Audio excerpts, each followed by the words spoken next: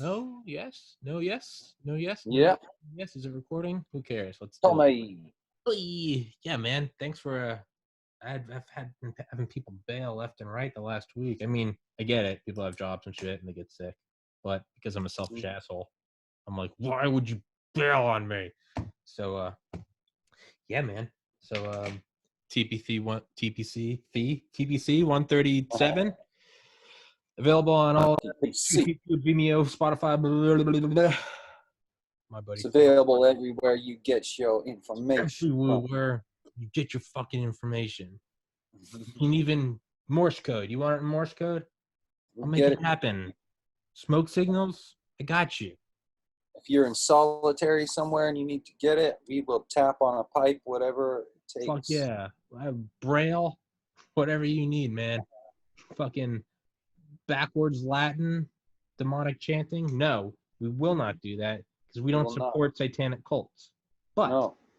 except for that, we got you. So yeah, my buddy Phil. Yeah, so you did a podcast with me the other day, and we were talking about towards the end. You were talking about mushroom hunting, and at first I thought you were just kind of like making shit up. You were saying like weird words and stuff, and then I looked it up. I was like, oh, those are actual morel and chanterelle, and I was like, oh, these are actual. And I kept listening to it. I don't know why. There's something about it that was just kind of mesmerizing. I don't know why. It's just one of those things you can't put a finger on. And I looked it up, and it was like, yeah, it's like morels are like, why are these sought after? It was what is special about them? How'd you get into it? There's going to be less of me talking and more of you talking. I'm just curious. What Right. is Well, mushroom hunting? that's a good question. Morels are quite tasty, but for me, and they're quite expensive if you buy them at the store. So that I think that allures some people. Like, oh, they're valuable; it must be good. But for me, I just like being out in the forest. I love it, and any reason to get out in the forest is awesome. And if you add like a scavenger hunt element to it, it makes it just like, I don't know, 100 times more fun.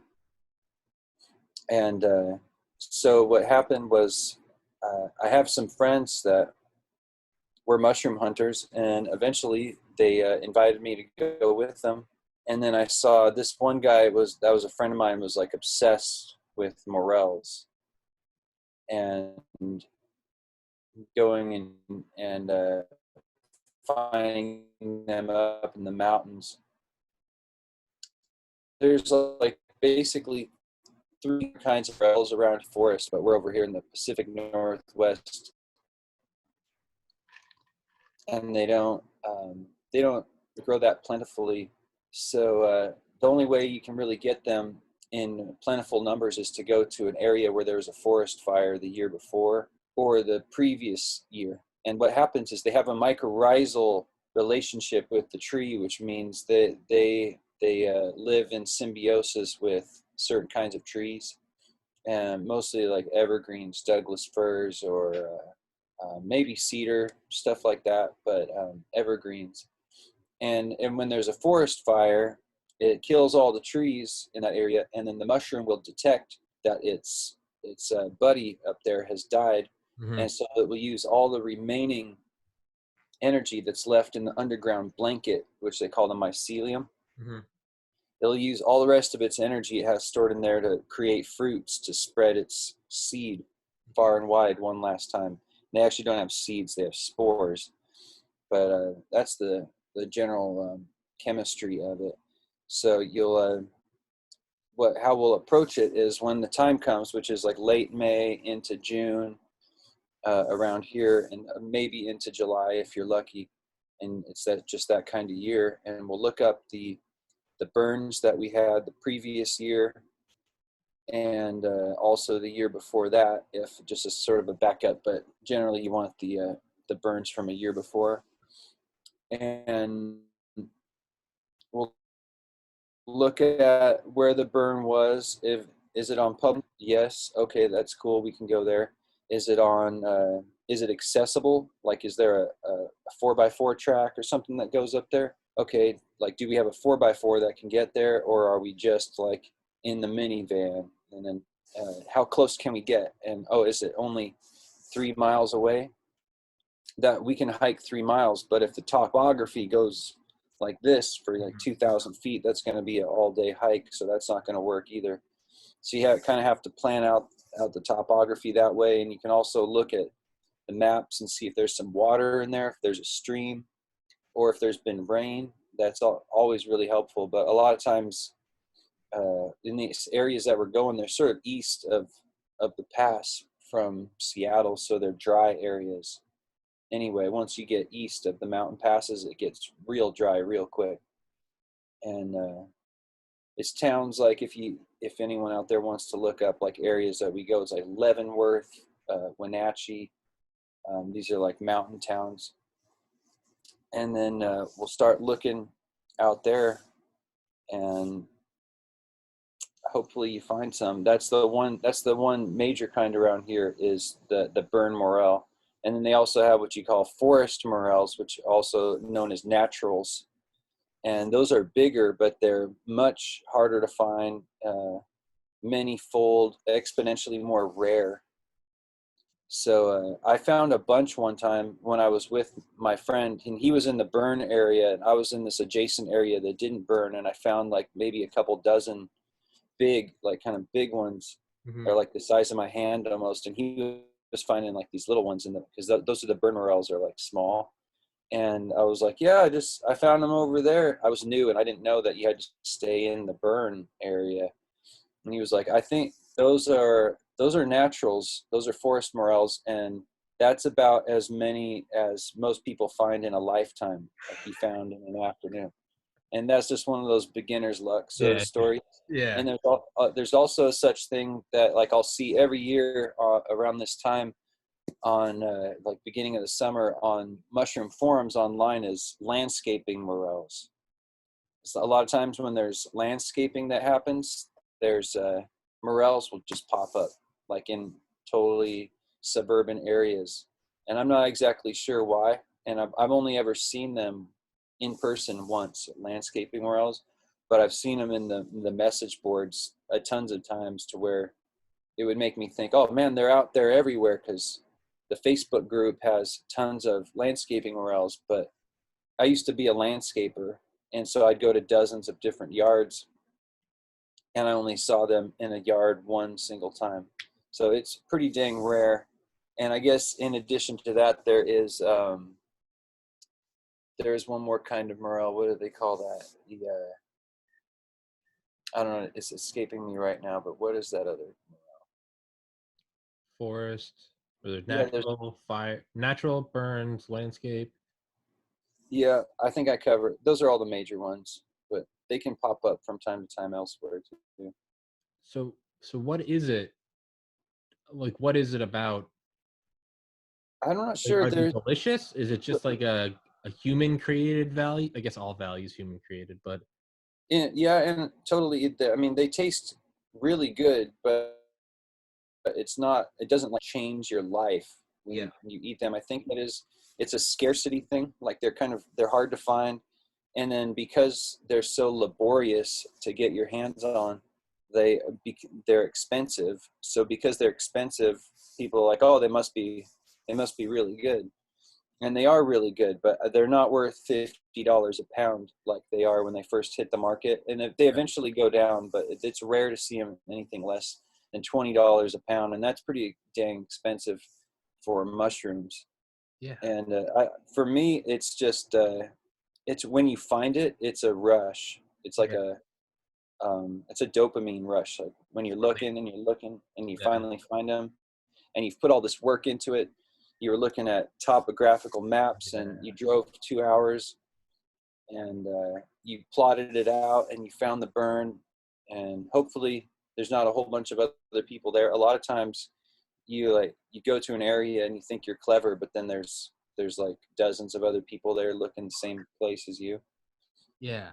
I mean, and that's just the way it goes. But sometimes you can find really isolated spots where no one else was willing to go, and that's when it's super fun. And it's just awesome to go like deep off trail. Like most of the hiking we do out here, or I do at least, is just going to be like on a trail somewhere, to a lake up in the mountains, or it's going to be something like that. And this is an opportunity to just fucking go into the uncharted territories, just explore a little bit. Yeah. I was thinking like, yeah, I mean, I don't like mushrooms, period. Like, ever see them on like salad or like pasta, I don't like them. But like, yeah, I'm just trying to. I mean, I guess it's maybe something like a 4-leaf clover, where it's like there's nothing actually like great about it. It's just a little green plant, but it's, I guess, yeah, like the dopamine. Well, I've never found a 4-leaf clover, but I imagine it's like, I don't know, for like me, like, well, like finding podcast guests, and then like I find one, and then like I link it to the right subreddit or message group, and then I, if each episode averages like 40 views in like the first 2 days, and then like I'll every once in a while I'll just kind of like I feel like I just connect one, and it'll get like 200 and like a couple subscribers. I average like a subscriber every 3 days. So if I get like an episode where there's like 300 views and like 3 subscribers in a day, like that's huge. And yeah, definitely like on the surface, it doesn't mean anything. But for me, there's definitely like a giant satisfying dopamine. Like I solved the puzzle, the mouse going through the maze. I got the cheese. Like, yeah, I guess. Yeah, there's definitely some sort of survival reward. Some sort of evolutionary psychology tied into it. And both of these things that we're talking about, whether you get more subscribers or you find a mushroom, it ties into that dopamine reward system, which what a weird inspires thing. us to improve, stay alive. What a weird thing that is. It's like we don't even have to do it, but we're like seeking that reward. But yeah, there's something like deeply satisfying. You know, if you get it right the first time, nothing's really that great that you get right the first time. It's when you fuck it up 100 times and then you finally nail it. And you just like, I did the thing. But so can you sell these? Because when you were first telling me about them last time, I was like, oh, these have to be like psychedelic, like because you go on this like hunt and you find them and it's like, we've got the shaman flesh, and you go back and take it and you have a divine interaction with God. Some people do sell them, and actually, you're in the right spot if you see a whole bunch of like rundown cars, because that means the migrant pickers are there. And like a lot of other places, the migrant pickers are like Latinos, and they actually would warrant their own documentary on their own. I think this subculture of mushroom picking migrant workers, and they start in California every year. They start somewhere in like mid to northern California, and they'll start in the mountains, and they just go out with their 5-gallon buckets, and they send out scouts and everything. They have their more experienced people that are like the leaders of the group, and they'll scout areas, and then and I'm sure they know better than anyone where they're growing, and then they'll just send out like teams of people. There might be between 40 and like 100 people will descend on this area, and they just head out into the forest with their 5-gallon buckets and collect the burn morels. And those, if you see those in stores, and we'll see them around here in the Northwest for sure, and they're the burn morels because they're small, and they'll even have like ash on them. Really? Yeah, from the burn areas. And we've seen those guys out there before, and they can be a really good resource, like if they're willing to talk to you about like where they're growing or where they're going next. I don't think they mind telling one person, just like one gringo that's going to go and pick some. Sometimes they like to share, but other times they can be kind of drunk and sketchy. And I had a guy once that was like, he seemed really drunk, and it was like back at camp. I think they were done for the day, and I was done for the day too. And he was trying to like ask me how much I got and wanted to see in my bag and whatnot. And he was, I could smell the alcohol on his breath. So I was just like, sorry, dude, got to go. Threw my bag in the car and drove off. But fuck that. I think it killed Yeah, more than but morels. they start down there in California, and they just work their way north all the way up into British Columbia until the season's over, and they just live that migrant worker life. And then I don't know. I think one guy we talked to lived in like San Diego. He was a Mexican guy, but then I've met some other people that were like from Texas, and it's that migrant worker life, man. But of course, anyone can go and pick apples, but I think it takes a special fella To go or get gal morels. to Yeah, go up into the mountains. I have this imagery in my head that I know is based in no reality, but I like to imagine that they're like a bunch of gnomes, like really short gnomes, and maybe Uh-huh. they go out almost like they like sweep the forest, kind of like elbow to elbow, with little lanterns and They like generally do. They don't have lanterns, but they have, I mean, the most basic necessities. I always go out with a backpack full of food and like survival stuff, and I have a GPS on my phone, so I can at least find my way back to where I started, even if I don't have cell reception. I used that app, Map My Run. It's like it was bought up by Under Armour, so they own it now. But even if you don't have cell reception, it'll show you like kind of a line of where you've gone. So I can always know, like, I can cross back to the right area or back to where I started. But then I'll see the migrant pickers out there, and they just have like a bottle of water that's like 16 ounces, and that's all they've got. They've got a bottle of water and a bucket, and yeah. that's it. And sometimes they do get lost, but not very often. And they go out solo, and they spread out and like sort of comb the forest, but they're not elbow to elbow. I think they're like maybe within shouting distance, and Yeah, that's it. I'm creating this like whole fiction in my mind. Uh-huh. Yeah. Some of them get lost and they're so deep in the forest that they have no choice but to create their own little community. So they're Yeah. like uncontacted morel hunting tribes out there. Uh-huh. That could happen out here, man. So are there are there psychedelic mushrooms in the Pacific Northwest? Because I have no idea. Like I like Oh, mushrooms, but now that I think about it, like I actually have no idea where cubensis mushrooms actually grow.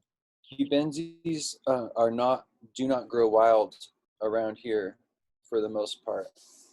They will. I have seen them grow outside, but that's only when people that were growing in their house, because that's the only way to really cultivate them around here is grow them indoors. Mm-hmm. But after you grow them, you take like the substrate, and most people just chuck it like out into a compost pile. And more than once, I've seen them start growing outside on a compost pile. And it's kind of like, oh, I thought those weren't supposed to grow here. They had to stay at like 75 to 80 degrees, and it's definitely not that warm here at night, especially earlier in the season. But I don't know, maybe they hybridized or mutated to grow outside, but they will do that a little bit, like just in the compost pile. Maybe the composting action makes it warm enough for them Yeah, I don't know. or something, but Organic exothermic shit. Are yeah, but cubensis they also get more worms. are cubensis the only psychedelic? I don't know anything about them. Like, I mean, like I've No, my taken them. friend. I don't know actually about like I the will. ecology. I would say, first of all, I did bring a couple of my reference materials to show you and your Oh, awesome. audience. This is called psilocybe mushrooms of the world, Is that and this is McKenna? one of the main. It's by Paul Stamets, and Paul Stamets is one of the Yeah. two main gurus when it comes to mushrooms. And he's not just psychedelic mushrooms. This is a book specifically on psychedelic mushrooms, psilocybin to be specific. And but he's just an all-around mushroom guru. He's wrote a really popular book called Mycelium Running. He's been on Talks Rogan. it talks about how like mushrooms can be used to clean up nuclear waste and other amazing things such as that. Yeah, But he's been on Joe Rogan twice, right? yeah, he's a total mushroom beast, Yeah. and a wise man, should be everyone's great uncle. Yeah. This book is talking specifically about psilocybe, which is a psychoactive chemical that's found in mushrooms such as the cubensis, and which is probably the most popular kind in the world due to the fact that they're really easy to cultivate. I mean, relatively easy. Mm-hmm. Like around here in Seattle, growing wild, we have a kind of mushroom. It's called a cyanescen, and cyan is in the color blue because they bruise blue, and they're a psilocybe mushroom. And there's also a very powerful, I think the most powerful psilocybe mushroom in the world grows in this area, but more down in Oregon, on the Oregon coast, like areas like Astoria, which is famous for being the filming location of Goonies. And out there they have the azurescen, which is another name for blue, right? Cyan, azure. But those ones are the ones that are on the cover of the book right here. It's kind of dark, but I can see it. yeah, and these ones haven't bruised yet, so there's no blue going on. But they're kind of like this caramel color. That's like one of the trademark signs, and then the white stem, because there's a lot of mushrooms that look caramely on top, but that white stem is one of the. And in person, it really pops. It's like, oh, that's it, all right. It's got that popping white stem, and those are super powerful, and the cyans are as well. But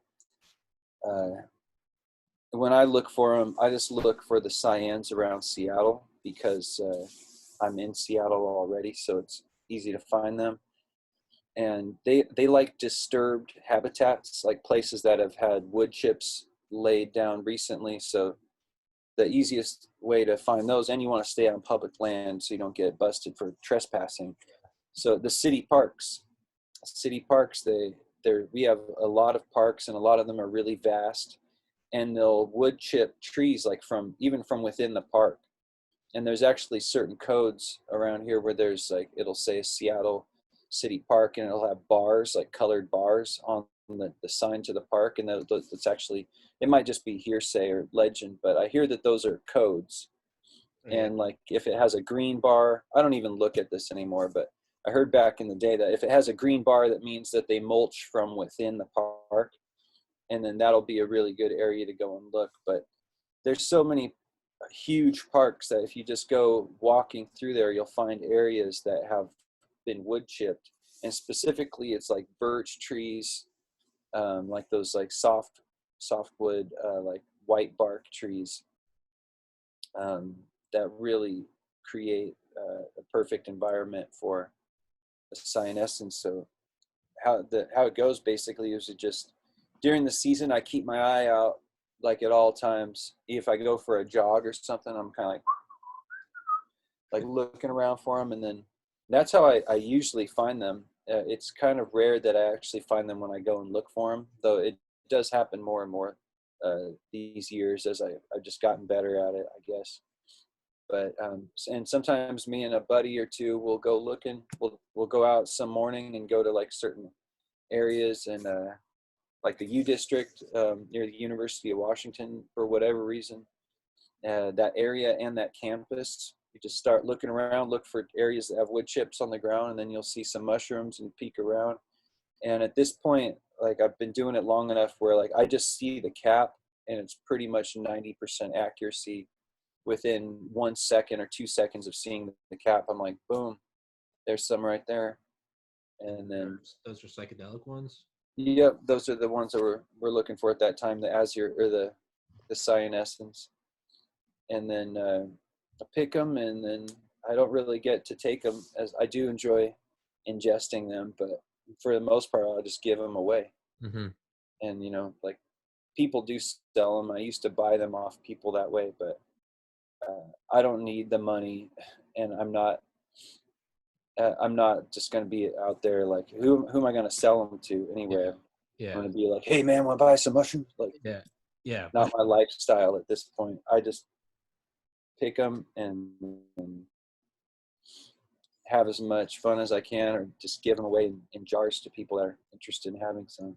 Yeah, I remember in college, it was like it's very hard to find. Even I was at UGA, which at the time was the #1 party school in the nation, and even then, it was hard to find mushrooms. You could find anything else you wanted. Mushrooms were always like, you had to start, if you wanted them, it was like start asking around, and like through the pipeline you might find them in like a couple months. It was, Yeah. I know a guy, my cousin's girlfriend's roommate, and it's like you couldn't just find it. It wasn't just like weed. I think if you made friends with some people with dreads that like went Yeah, one of my old roommates. oh, Yeah, that's right, you had dreads, but if you made friends I with, didn't have dreads. oh, you didn't? No, my roommate did. I had long Oh, hair. I didn't have dreads. My okay. roommate Oh, had okay. I dreads. misunderstood what you said last time. Oh no. But I think if you make friends with the hippies, you'll find mushrooms. Yeah, you find them a lot. They Yeah. always have. I don't know about. I think you could probably definitely find. Um, what is that? Cubensis, Yeah. because they will grow in the south, Yeah. and those are the classic cow pasture Yeah. mushrooms. Yeah. Because they'll grow off the cow patties, and down in the south it's warm enough. I know, like Florida, so Georgia's got to be on that list too, and like Yeah. places like Costa Rica, Mexico, Texas. Yeah. I think it was Duncan Trussell that was like, why the fuck do like Indian people worship cows? And he's like, and then I did mushrooms, and I found out mushrooms grow on cow patties, and I was like, oh, that's why they worship cows. It's Yeah, well, the Cubensi is actually from Africa, because so are cows, and everything is. that's why they grow there. So it's not going to be pre-European influence. Yeah. But yeah, I'm sure the Europeans would take that and be like, "That's the devil. That's the devil for sure." Yeah. But then the native populations will be like, "This This is is the God. key right Yeah. here." This is God. Mhm. Yeah. Us white people were like, how much money can we make? What do you mean it dissolves societal structures? Ban it, Yeah, you heathen. exactly. Burn them at the Exactly. stake. Yeah. Do you, Yeah, yeah, if you read Paul Stamets, do you ever read any, I only read one of his books, Terrence McKenna, Food of the Gods. yeah, I'm familiar with Terrence's work. I've never actually sat down and read one of his books, but Yeah. I've listened to like long interviews, like Yeah. 2-hour long interviews Yeah. and stuff. You can get He's a lost in it. classic. He is a total classic for sure. But most of his stuff for me these days would be just preaching to the choir, Yeah. echo chamber kind of stuff. Yeah. No, I've 99.9% of my like interaction with is all lectures and stuff. But Mm-hmm. I remember I read his book Food of the Gods in like 2014. It's the only one of his books I've read. But it's really interesting, his like theory on like how we were like a maternal civilization, like very like loving. It was like no one wore clothes. It was all very like, you know, loving, more kind of like, and granted it's all idyllic, and who the fuck can actually verify any of this, but it was his idea was that there was like a way in which they were storing these mushrooms for future use, and one of the methods they were using, and they like inadvertently discovered like fermentation, like how to make alcohol. And so they would get these mushrooms, and they had, at some point somewhere in history, it was only like a matter of like, it was just like the odds. Eventually one of them would like drink this thing they had created thinking it was mushrooms, and instead they discovered alcohol. And like, and for Terrence, you kind of have to like, as you know, you kind of have to entertain like what you're listening to. It's it's all out there. But his idea was that when they accidentally discovered fermentation, however many thousands of years ago, they would drink it, get drunk, and that is what started the like flip between this like idyllic society that may or may not have ever existed and turned into like the paternal society. And his term is the dominator complex. And it's where we turned into this like, I have the most kids. Look at my village. I have a castle. I have spears. And it was like we went from being entertained by just like spirit and the stars and nature to this much quicker gratification fueled by alcohol. And that's what led to us. That's what led to technological evolution. Is like we started to find satisfaction in like dopamine we were just talking about. Instead of like, oh, look how wonderful life is. Instead, it was like, I have this spear. Well, let's make a sharper spear. Let's make a better arrow. And it just led to one thing to the next. And fast forward 5,000 years, and now it's like we have a space force. Do you have a space force? And it's like it just is accelerated to that. My iPhone's even bigger than yours. Like it's Could be, man. yeah. I mean, who fucking knows? was McKenna? I think it was the stoned ape Yep. theory. Yeah, That leaving the like, forests. and if there's this Alex Gray painting, you know Alex Gray. Yeah, I know what you're talking about. You know which one I'm talking about? Mhm. It's the caveman with the mushroom, and he's like, he's Yeah, like discovering speech while on yeah, the mushroom. yeah. I like that theory as I don't know if has any basis in science, but Who cares? It's I love the awesome. theory. Yeah. Yeah, I love that one too. Yeah, I think Bill Hicks had the bit. He was like, "Man, I think mushrooms pushed evolution more than anything." He does his little. He's like, and it's like these Oh, chimps, and they find a mushroom, and they're like, they slowly sit back, and then they like look up at the moon, and they're like, "Let's go to the moon." And it's like, fast I've forward, actually 1969, landed on the moon. I've got a guy I trade him cyanescent mushrooms for compost. Oh yeah, He's got the bomb compost. It's yeah, like pure horse manure hell yeah, compost, and I'll trade him like a nice jar of that for a yard of compost. nice, So that's my kind of exchange for mushrooms. Right hell there. yeah, I'll yeah. show you a couple other resources here. One, you might find this kind of cute. This is a mushroom hunting knife, Okay, and you've got your thing there. I guess it's supposed to be good for kind of like when you pinch it off, you can pinch it towards the blade there. sure. And then on one side, it's got this little brush that folds out so you can clean up your mushroom.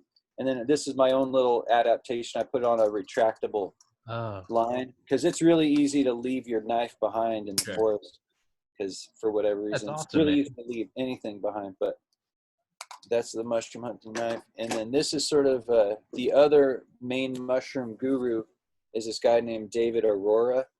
And this is like the phone book, the encyclopedia of mushrooms demystified.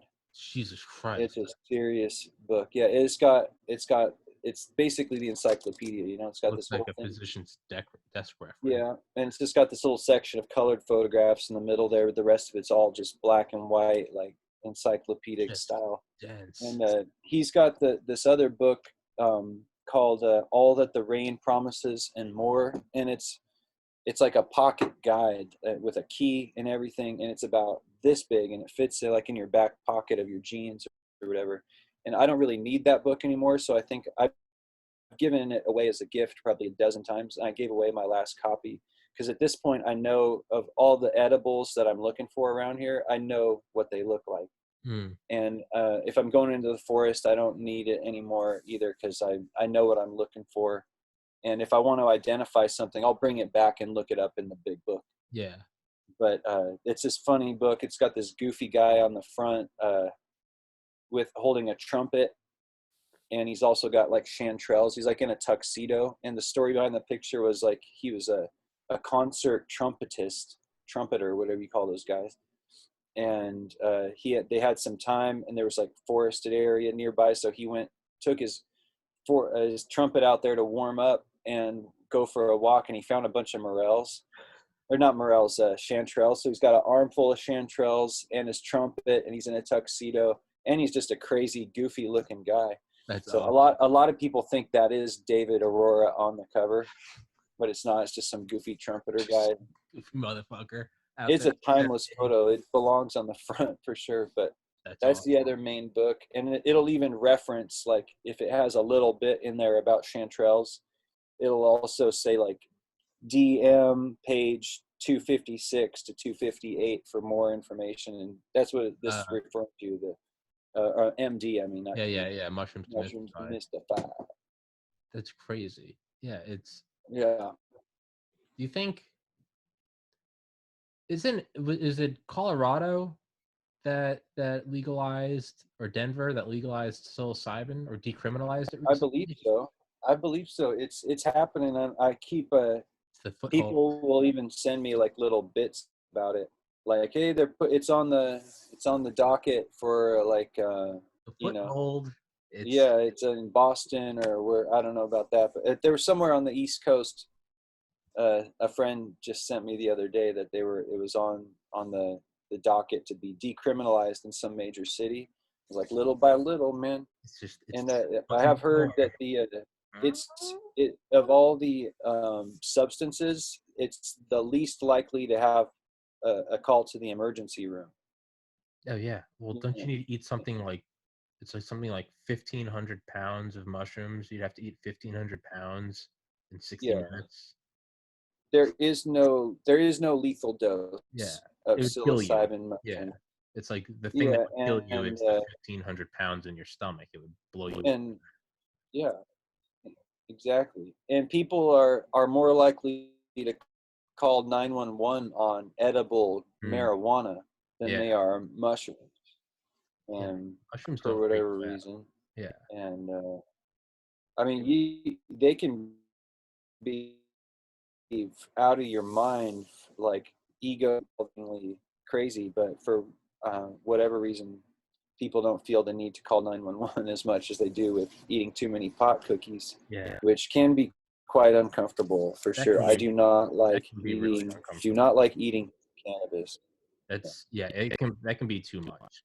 That can be yeah. That can be Yeah. uncomfortable.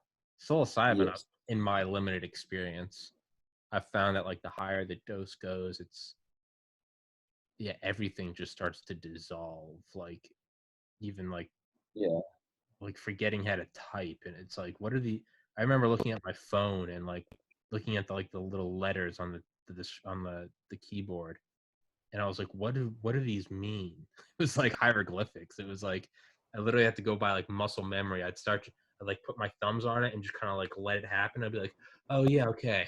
But like looking at all like the little letters and symbols, it was just like Uh-huh.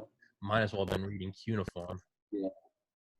Yeah, I feel like if mushrooms just gets its like foot in the, that's what I was doing earlier. If you can just get its foot in the door, that Yeah. is that is exciting because it's like approaching the Mhm. event horizon of a black hole. It's like, no, I don't know what's gonna happen after if these become like widely available. Dude, that's when Yeah. it starts to get weird. When I was in Amsterdam, you could buy them at the head shops, and that seemed kind of crazy to me, but they seemed to be just fine with it. Well, yeah, In Amsterdam, like society didn't crumble because you could go and buy mushrooms at a store. no, society is always And fine when countries decriminalize everything. Everything's fine. People are adults. actually, I went to Amsterdam 2007, and a friend and I that I was traveling with, we bought a package of, they were Hawaiian Azurescens, and we split a pack of them, and they were so strong. They were just like out of our minds strong. We could still kind of walk around and stuff. And in fact, like as they were coming on, we went to the Van Gogh Museum, Oh, nice. and it was such a trip, my friend. That is one of the trippiest experiences of my lifetime for sure. That sounds Walking through the Van Gogh insane. Museum and That just trying not to be like, yeah, you know, yeah. Like, yeah, just getting yeah. goofy. Just like, okay, keep it cool, man. Keep it cool. Just look at the painting. Yeah. Yep. I've always wanted to take and go visit like a historical site. And I don't mean like a Boston courthouse. I mean like the Great Pyramids or something. I've always wanted to go Yeah. like walk like ancient like I love to take mushrooms and go like sit next to the Sphinx. That would be something for That would sure. be insane. It's do you ever read or I guess seen the movie Watchmen? No, Oh, I've never seen that one. well, in the book, it's like it's a graphic novel, but like the really smart guy Ozyman. Isn't that Stephen King? No, it's Oh, I was thinking. it's different. someone more, Richard Moore. I don't know. Okay. But yeah, the really smart guy who's like the richest guy in the world, like self-made. He goes on, he's like obsessed with Alexander the Great, and one of the things he does towards like his parents die when he's young, and he inherits like $1 billion, but he gives it all away because he wants to build his own fortune, and he does it because he's brilliant. But one of the things he does is like he goes to like the Middle East or something, and like the final leg of his like self-discovery journey is eating like a ball of hashish and mushrooms and like walking amongst like the desert in Egypt or something. And he's like, I spoke to generations of dead kings and was touched by God. And it just shows him he's like naked under the stars screaming. And he like comes back to society and builds a corporation. But yeah, man. Dude, Steve Jobs took LSD and said it was one of the most influential days of his life. Absolutely, man. Yeah. It can be very powerful, like a gun. I've warned people before about, more specifically about LSD, is that it can be like a shotgun. It can take your life. It can save your life. It can take your life. It can blow your mind, or it can blow your head off. How, how do you mean like bad, like Yep. implosion? Mostly, I like to share this two instances that happened within a couple weeks of each other. It was a long time ago when I was in my earlier 20s, and I was taking psychedelics a lot.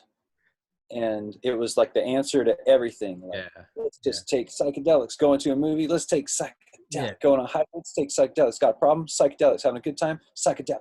Yeah. And so I was living with my girlfriend at the time, and her brother was living on the other side of the country, and he was in a marriage out there, and it dissolved, and he was having a real rough time, like suicidal. He was feeling suicidal. So she was like, don't do anything like that. Come out here, live with us in Seattle. You can just sleep. We had a 1-bedroom, so it was like sleep in the living room until you find a place. Just come out here and start a new life. So that's what he did. And after he was with us for like a couple weeks, we were like, you should take some of this. And it was LSD. And so we did that, and he had an amazing time. And he'd never taken, I think he'd had a little bit of mushrooms before or something like that, but he'd never like really had a heroic dose, like a real cleansing trip before. And so he got totally cleansed. And then within the next couple weeks, he came out as gay to everyone, and that it just like started his life over, and like Awesome. started living his true life. And now he's doing good, and he has a lucrative tech job, and he's doing great. And then but then that's the save your life. I thought you were gonna say, and then a couple weeks later he shot himself. I was expecting that. I was No, like, oh no. no, thankfully no. But another friend, it was just like a couple months later. Another friend was it was around Thanksgiving, and our friend was in a marriage that was less than a year old, and his wife cheated on him, and he was in a real bad place. They were getting a divorce, and so I didn't have like a tie me down kind of job at the time. So, and my girlfriend was in college, so we were like, he's alone on the holidays. Let's drive down there and like spend it with him. Go on an epic road trip when you're not in school. And so we got in the car and headed down to California, and picked up our friend, and we went to Big Sur, and we got I don't know, rented a cabin type place. It was super idyllic setting. And then we all took LSD, and then my friend like had a freak out, and it was like 12 hours of me being super high and trying to like bring him back into a positive, or at least neutral space. He was in like a dark, all the trauma of his lifetime collapsing down all around him all at once headspace. And it was and I thought like he might hurt himself. You know, it was rough, and that's rough enough by itself. But then I was super high, all at the same time. So it was like within a short amount of time, you had both things. Like the LSD lifted up one person and like made them helped get their life on the right track, all in one like powerful trip. And then on the other side, it just like became the straw that broke the camel on the other side of the coin. And that was a very powerful lesson. Like, whoa, like this is Yeah, super powerful yeah, stuff, and it can save you or it can kill you. And it didn't kill my friend. Luckily, he's okay now. But I think one of the main things with the bad experience, was he was coming off of antidepressants. yeah. He was on like mood stabilizing type SSRIs, and he just stopped taking them like abruptly. And so I don't think I've given people like a dose like that ever since. I've given people mushrooms or traded them and just handed them off. But I always tell people with anything psychedelic like that, that you should be in a good place. You don't necessarily, it's not required, because like it can help you sort things out. But like if you're on antidepressants, coming off antidepressants, or if you feel like you're in a real unstable place where you might lose control, that's not a good idea. Could be dangerous. And get into a more balanced headspace before you do anything drastic, like take a heroic dose of mushrooms or any other psychoactive substance.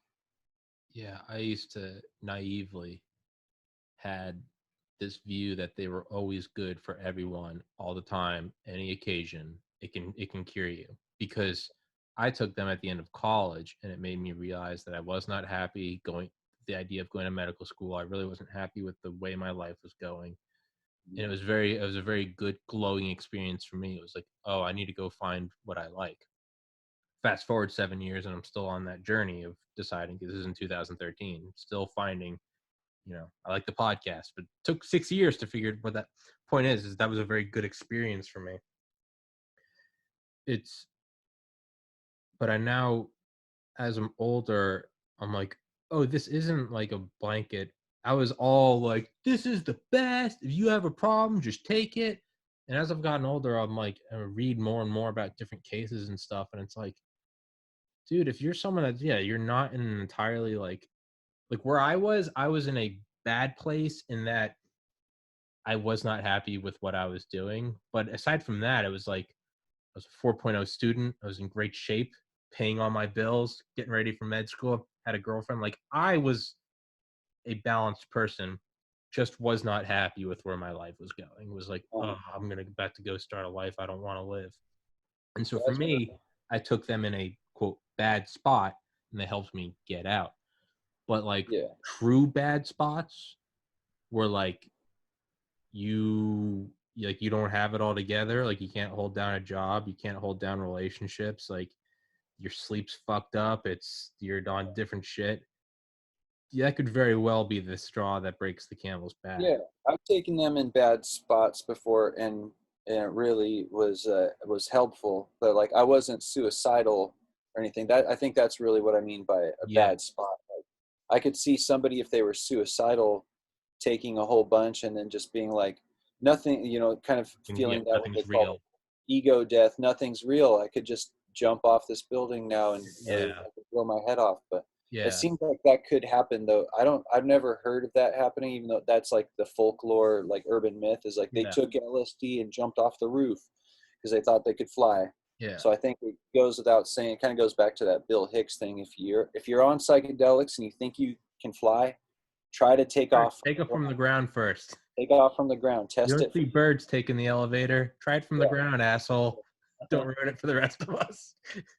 For me, when I first took mushrooms, I was in like my early 20s, and I was like, wow, this is fun and beautiful.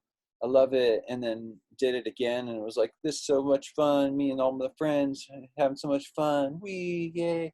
And then I took it like, I think the third time I had this like bad trip where it was like all my shadows were like looming over me, all my bad decisions, all my bad habits, all my tendencies to be dishonest or whatever, Yeah. and Yeah. were over me. And I was like, oh man, no. And Yeah. then eventually the night went by, and I was like, well, that sucked. That wasn't fun. And then some months went by, and then I took them again. And was like, okay, let's give it another shot. Should be fun again this time. And then like almost immediately it was like over me It again. came back again. And I was like, well, I'm not going to sit here and like ruin my whole night for like 4 hours or 5 hours and just like hide from my shadows. I'm going to turn and face them Yeah. and be like, come at me, motherfucker. Like every last one of you. And it was really powerful. Yeah. And I found out, I kind of saw how like I had a cynical nature that was lingering from my teenage years that was really like holding me back from enjoying a lot of things. Yeah. Even just simple things, nature, certain kinds of music. I'd be like, nah, I don't like that music because it's not intelligent enough. Yeah. Yeah. Or like, Yeah. and it just got me like more in touch, almost with like a childlike kind of purity and optimism. Yeah. I've tried to carry with me ever since. Yeah. Yeah. If you can, yeah, I mean, it can definitely, like you say, like, I don't know of anyone that ever took it. And then, what are the other like folklores? Like, he peeled his skin off because he thought he was an orange. Like, that's some like drug scare shit. I could Yeah. see if you were suicidal, but then again, I wouldn't be drinking alcohol either if you were suicidal. Like, you probably shouldn't be doing anything. Nothing to exaggerate your mindset. But you were just saying, got a couple, 3 more minutes, but yeah, facing your shadows. If you can, yeah, if you can get to a spot where it's like, oh, this darkness is creeping up, if you can like summon the courage to like, yeah, face the shadows. And you're right, come at me, every last one of you. Like, I'll fight to the death, last stand. But and My daughters just came in the room. oh, She's I trying thought to you were talk. telling me to be quiet. Oh, I was like, No, okay, sorry. sorry. No, um, yeah, if you can like get that courage to like face the monster, it can be beautiful. It can really be like, because I found like the monster isn't there to like scare you for the sake of scaring you. Like the monster wants you to overcome this. So it's not like, if you face it and try to address your problems, it's not gonna like try to fuck you up. It's like a tutor or something. Like, it wants you to do well. It wants you to pass. But like, Wise. it's gonna scare you with the idea of an F on your test until you come and approach it. It wants you to get an A. And you're right, if you can face it, that is where you can have lasting effects for years and years and years. That's what my trip was in 2013. It was just like, you are capable of like working very hard and getting what you want. But it was like you said, it was like, I had this like dark view of the world. It was like, unless I have to work hard and like don't enjoy it, then it's not worth doing. Like, I got to become a doctor because it's difficult and unenjoyable. And it was like the overwhelming like feeling, or not even voice, but just like message I kept getting was like it's okay to love, like it's okay to be happy, like you can work towards it and make it something awesome. And that's what I think this podcast is. But it was like, Amen. not everything has to be. I was often like what you just said. I was like, that's silly, why are you doing that? You should be studying, you should be working hard, you should be getting ready. Don't you know that most of the world doesn't have clean drinking water? Like, stop watching TV. Be Yeah. built on equity. For Bill Hicks, look at my furrows of worry, my bank account, this has to be real. That's what me and my friend used to say after. We'd be like, man, remember those furrows of worry? Big. We'll still text each other 5 years later. We'll be like, be like a picture of like a CEO. Be like, yo, dude, look at those furrows. And I'll be like, terminal case of the furrows. But yeah, that's what I got out of it. We were right at 5 o'clock my time, 2 p.m. your time. To wrap All this right, homie. up. Thanks for stepping in, man. It's Yeah, I really it's appreciate always it. good to talk. And I love talking about mushrooms and Yeah. psychedelics. And I'll say, if anybody has any questions about mushrooms, I'm no Paul Stamets or David Aurora, but we can continue the conversation in the comments below. I'll check out the YouTube page from time to time.